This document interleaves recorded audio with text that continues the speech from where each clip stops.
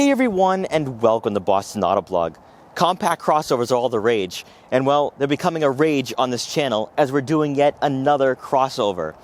Now, what I have learned over the last month and a half is that these vehicles have changed quite a lot from where they came from, and the Volkswagen Tiguan is no exception. As it's grown, it's become more practical, and you can get one in 3 rows, which you couldn't do with the first generation. Now, when it comes to European crossovers, there's really a theme going on here, and that is growth. Well, for the United States, people want big vehicles, they want luxury, they want size, they want a vehicle that has a lot of practicality and cargo room. Well, the Tiguan, now built on the MQB platform, provides that. So today, we're going to check out what has changed for the Tiguan, how it differs from last generation, and why it might be a really good crossover if you're looking for a new vehicle. Now, before I get in this review, I'd like to thank Quirk Volkswagen in Braintree, Massachusetts for allowing me to do this review. The link will be in the description below, so you can check out their extensive Volkswagen inventory.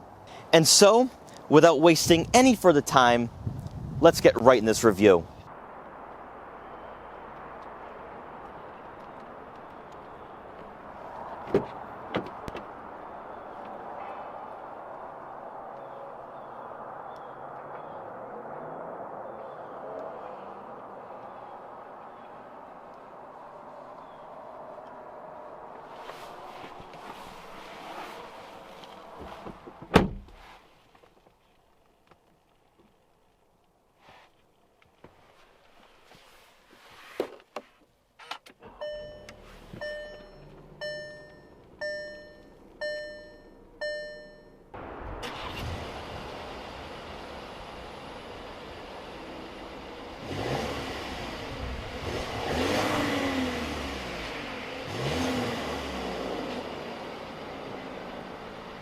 In a segment dominated by American and Japanese manufacturers, Volkswagen finds themselves in a unique position, where they're the only European option that directly competes with the likes of the Toyota RAV4, Honda CR-V, and Ford Escape. As with most crossovers, there's been a gradual evolution to where we are now, with size, practicality, versatility, and a price tag below $40,000 being the list of demands by consumers in the compact crossover market.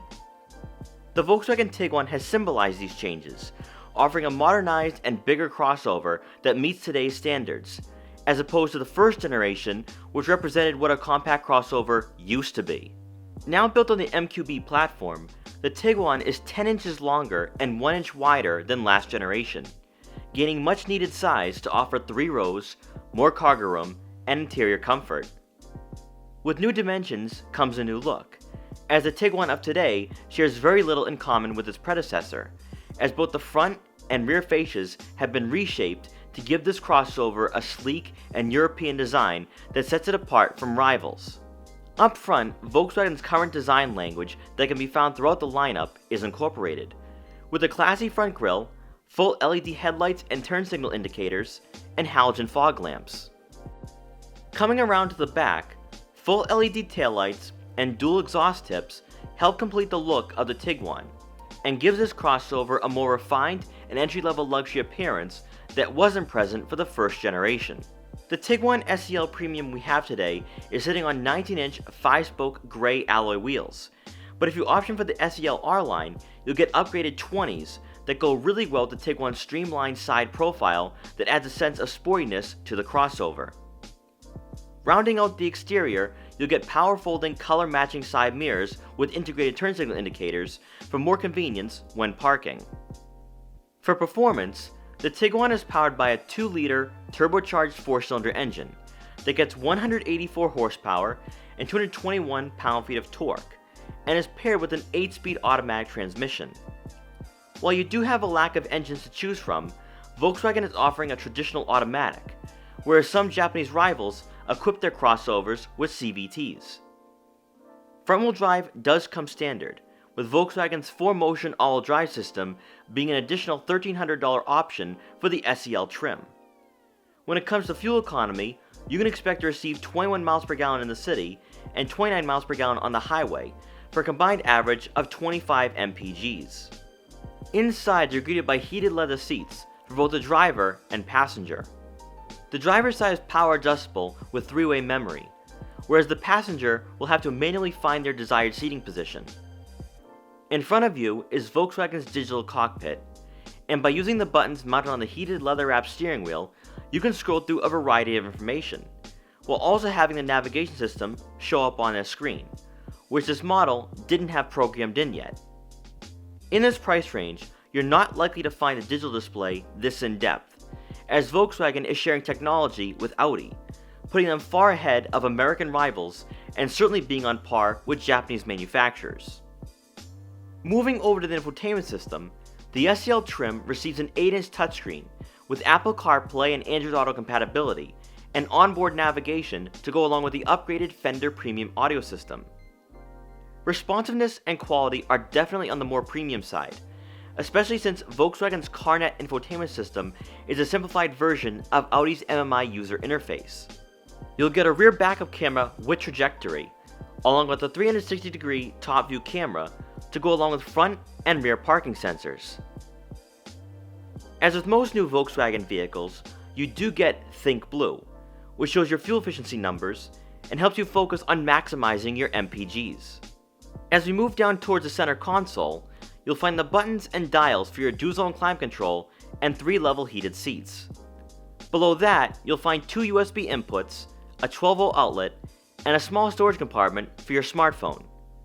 With the Tiguan being a crossover, you'll get a terrain management system to tackle varying road conditions, while also having a drive mode selector, which I always leave it in Sport. Now for passengers in the back, they're going to get a lot of legroom. Now I'm 5'5", and this seat is adjusted to someone of 5'5". So in normal circumstances, it wouldn't be this amount of legroom. But even if I was 5'8", 5'9", I wouldn't be complaining back here. Now, what Volkswagen is always capable of doing is that they're able to provide a lot of legroom in their vehicles. Specifically the Passat and the Arteon, you just don't expect to see that in cars. But the Tiguan is considered a compact crossover, and well, I wouldn't know that with the amount of room I have here. I would think I was in a much bigger vehicle. Also, not only too, I have a lot of shoulder room as well. So Volkswagen does a lot with their interiors. They really focus on making sure passengers in the back are comfortable. But let's be fair. So for the center seat, I have to say I've been in worse. This is the bump isn't too aggressive, and I don't think I'd be complaining after about an hour or two in the vehicle. But as I always say with most of my reviews, make sure you have the smallest person in the center. And then on the right side, I fully adjusted the passenger seat back, and I still have plenty of room here. I can move my legs and be really, really comfortable and just recline. Now, if I was 5'8", 5'9", maybe 5'10", I'd still have enough room to move my legs, and I don't think I'd be complaining. So this vehicle is really suited for maybe even taller Americans, for if you have people in the back all the time. But I'm actually rather impressed just because this vehicle is considered a compact crossover. You're also going to have a USB input and 12-volt outlet along with 2 air vents. Usually you don't expect to see a 3rd-zone climate control in a vehicle in this price range and segment, and well, we're not going to get one in the Tiguan. Now, why do Americans love crossovers so much? Well, it's because they're practical.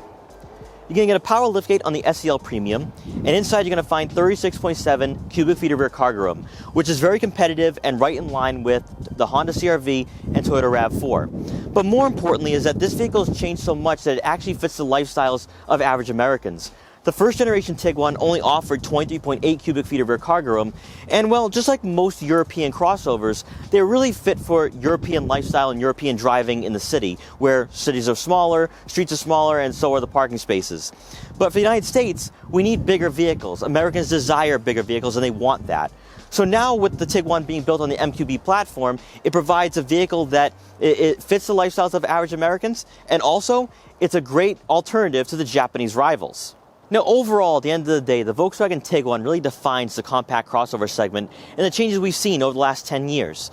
Competitors have been selling in this country in this segment for the last, I'd say 15 to 20 years, like the Honda CR-V and Toyota RAV4. Those vehicles, we've seen a really slow progression to where they are now and today, and the Tiguan only has 2 generations to work with the first generation really being based for the European market and really European lifestyles. Whereas the second generation is really fit for the American lifestyle with added versatility and practicality and more cargo room. And I think that's the reason why we're seeing sales increase for this vehicle and why it's becoming a very popular crossover and alternative to the Japanese rivals. So guys, thank you so much for watching this video. Please like, comment, share, and subscribe for more. And I'll see you guys next time.